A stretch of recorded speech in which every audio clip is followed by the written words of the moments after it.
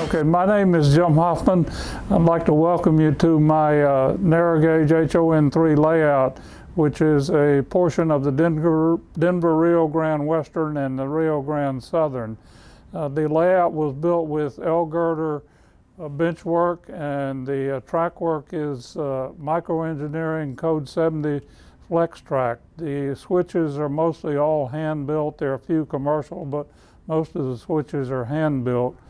The locomotives are a combination of Blackstone engines and brass engines, which I have painted and installed decoders, sound decoders, and I have, last count, about 140 freight cars. About 50% of those are built from kits, and the other 50% are built are commercial freight cars. The scenery was done with cardboard to define the shapes, and then plaster cloth with plaster over it, and then the rocks were made with rock molds using plaster.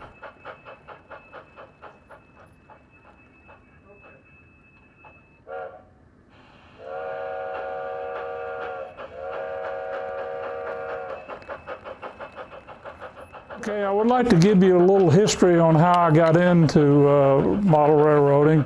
I was for 15 or 20 years an avid radio-controlled airplane builder. One time I had probably 15 or 20 airplanes built in this basement, anything from little bitty airplanes to quarter scale. But I got tired of building airplanes, and so I went into the local bookstore one day, and there was a copy of Model Railroader magazine in there, and I started looking at it, and I said, well, this is probably something I could get interested in. So at the time, Woodland Seedings had a 4x8 layout that you could buy, all the buildings and the whole bit. So I bought that and put it together, but I quickly found out I got bored running a circle figure 8 layout. And about that time, I met a guy by the name of John Cook, who started Green Frog Productions that produces railroad videos, and John helped me expand the layout. But then I found out John was an avid narrow gauge modeler, and I went over to his house and saw his layout and got interested. Then I went into Colorado and rode the Durango Silverton, and actually went to the Cumbres Toltec railroad and actually worked on the railroad for a week.